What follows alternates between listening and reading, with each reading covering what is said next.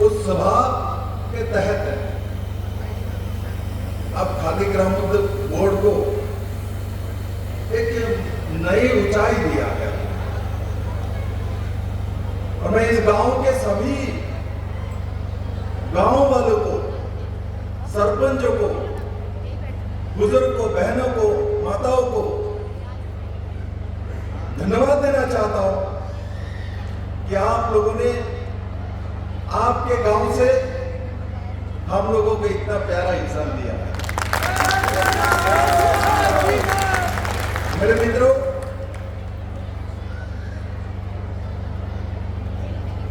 हमारे मनोज जी ने क्या क्या काम करते हैं इसके बारे में आपको जानकारी है। मैं आगे कुछ बताऊंगा कि तो पहले हमारे साथ आप सभी के प्रिय और लोहारू से विधायक और मनोहर लाल खट्टर जी के साथ कंधे से कंधा मिला के किसानों के लिए काम करने वाला, पानी पहुंचाने वाला इस भूमि में जो व्यक्ति है और कोई नहीं है, जेपी जयप्रकाश बालाजी। हमारे मुकेश गौर जी, हमारे जिला के जिलाध्यक्ष, हमारे मंच पे हमारे अनुपमा अंजलि जी जो एडीसी है, Shri Jitendra Gupta ji deputy CO north zone, P Nallam Muthu deputy CO Khadi Gramodyog board, सुमन सरपंच जी, मंच में बैठे सभी विशिष्ट जन और मेरे सामने बैठे हुए मेरे सभी माताओं, बहनें और इस गांव के और आसपास आए सभी देवतुल्य नागरिक और मीडिया के मित्र, आज का दिन भारत के इतिहास में सदैव याद करने वाला दिन है। हम इस दिन के लिए बहुत लंबे समय से याद कर रहे थे। वो दिन कब आएगी? और हमको आज के दिन में याद करना चाहिए क्यों हमको दोबारा रामलला का मंदिर बनाना पड़ा। यहां तो पहले से रामलला का मंदिर था, यहां तो सरयू नदी है, इसका कहानी तो हमको पढ़ाया जाता है, रामायण में इसका कहानी है। उसके बाद ऐसा क्या हो गया कि हजारों वर्ष से हम राम के जन्मभूमि अयोध्या में राम का पूजन नहीं कर पा रहे थे। लाखों लोगों का बलिदान हुआ, हजारों साधु संत ने अपना जीवन दान कर दिया, किंतु रामलला का मंदिर निर्माण नहीं हो रहा। मेरे मित्रों, याद करना चाहिए जब भारत में मुगल आए थे और मुगल का पहला काम तो भारत में विश्वास कहा है, भारत का प्राण कहा है, भारत की शक्ति कहा है, भारत में आत्मा किसानों को कहां बसता है, उसी को पराधन करना है। और उसी के तहत बाबर ने और मुगल सम्राटों ने चुन चुन के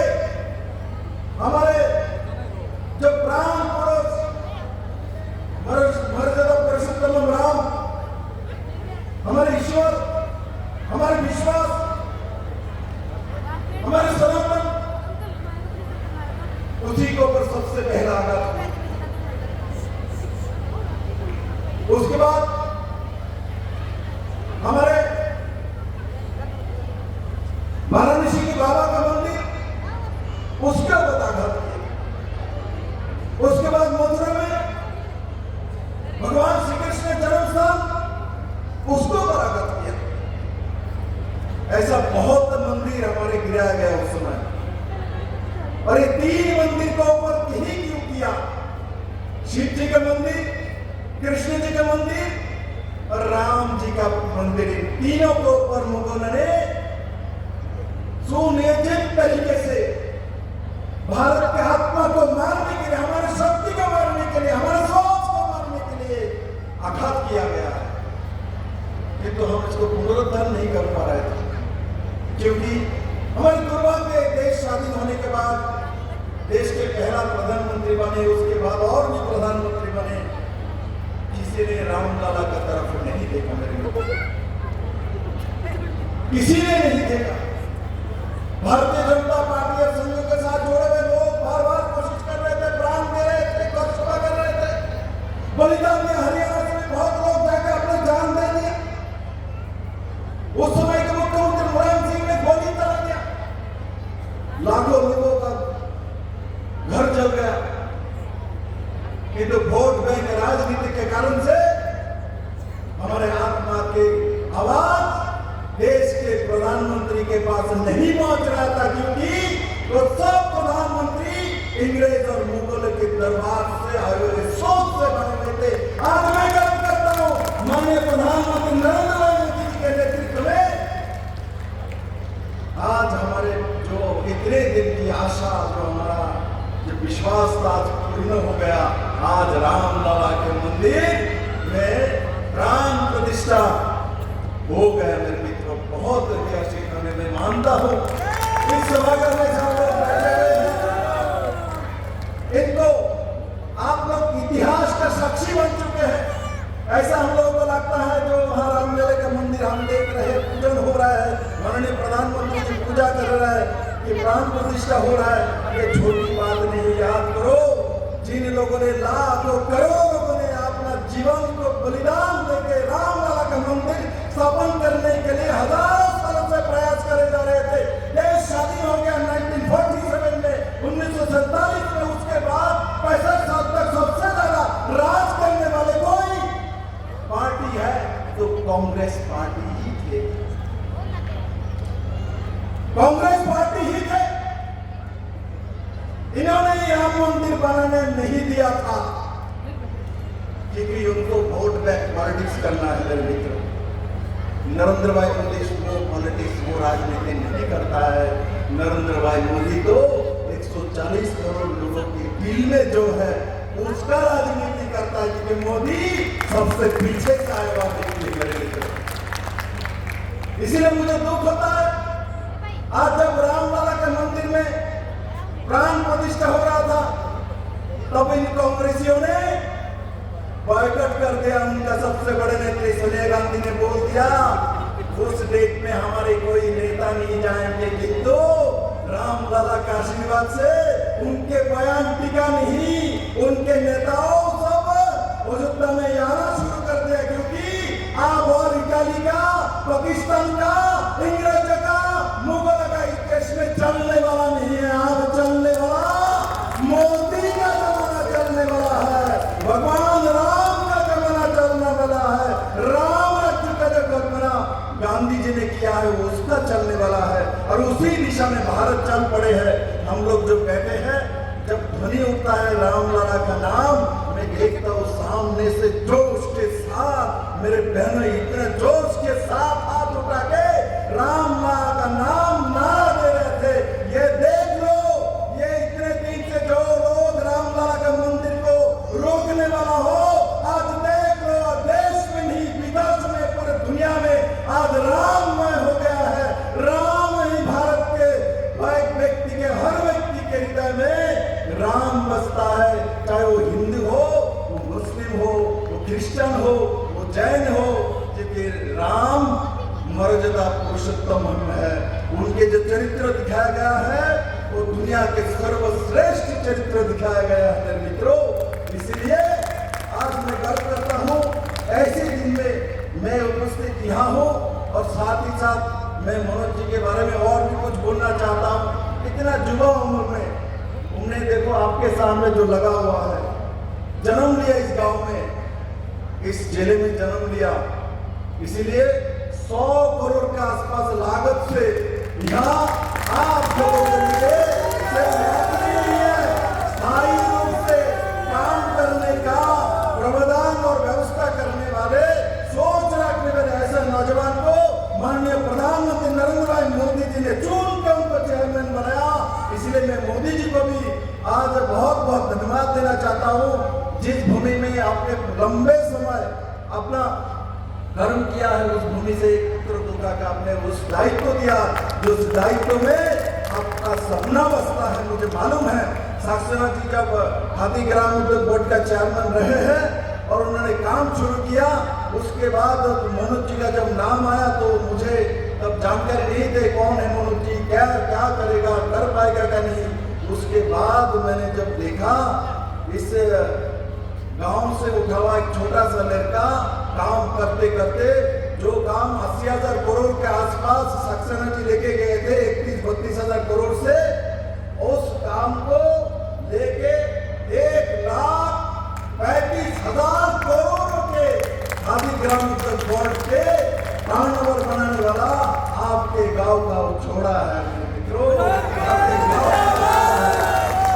इसलिए मैं मानता हूं और मैं जानता भी हूं माननीय प्रधानमंत्री जिस तरीके से नौजवानों को आगे बढ़ा के काम करता है।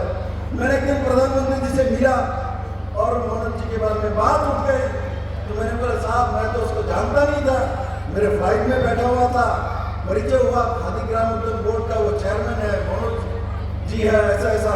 बोले हाँ मनोज है, वो अच्छा लड़का है, काम करेगा, कुछ करके जाएगा।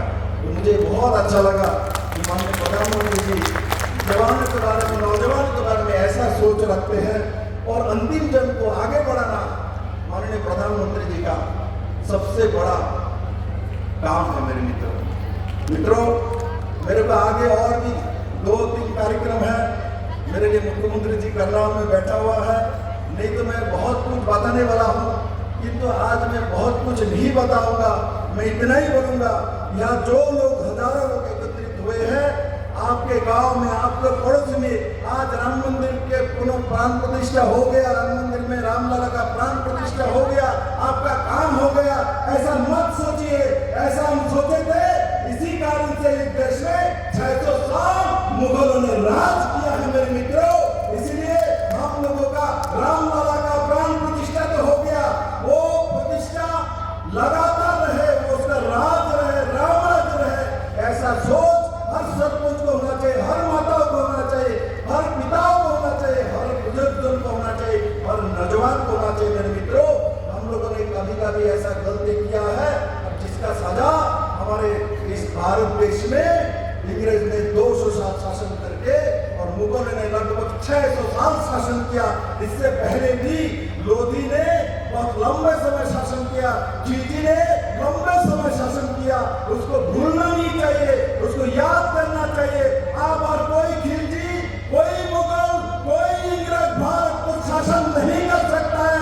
शासन करेगा, बैठेगा, कोई चाय वाला ही बैठेगा, कोई गांव का ही लड़का बैठेगा, भारत के गांव से उठा हुआ कोई नौजवान बैठेगा। और उस दिशा में किसी ने सबसे ज्यादा काम किया वो माननीय प्रधानमंत्री नरेंद्र भाई मोदी जी ने काम किया। मेरे मित्रों हम लोगों को लगता है ये ऐसे ही हो जाता है, ऐसा कुछ नहीं होता। मेरे मित्रों मोदी जी ने, मुझे बहुत अच्छा लगा जब जेपी दलाल जी बोल रहा था, सच बोल रहा था, ये जहां से आता है किसान पुत्र है, ये कोई झूठ नहीं बोलता, सच बोल रहा था। और हमारे देश में बहुत सारे करते हैं, किंतु आज के दिन में मैं आप सभी के एक निवेदन करूंगा, ये मन से एक बार अपने दिल को पूछ लीजिए। यहाँ बहुत संत है, बहुत साधु है, हम सब हमारे पूजनीय है, किंतु आज जेपी दलाल जी ने एक बात बोला, मैं बैठा हुआ मैं सोच रहा था जेपी दलाल के मुंह से सही बात निकल गए है।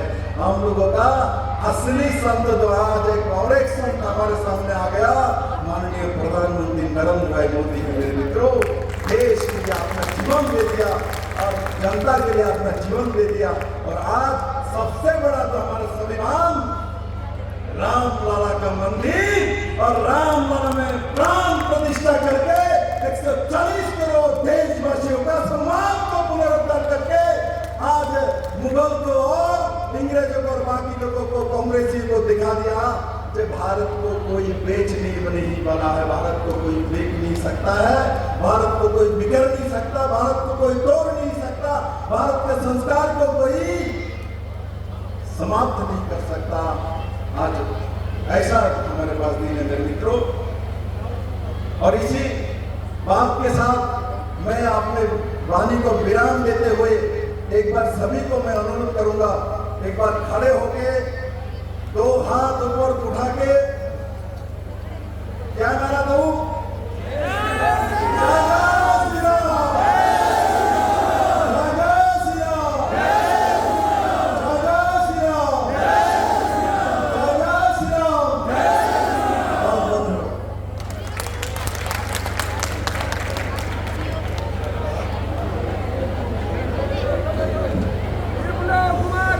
बहुत बहुत शुक्रिया।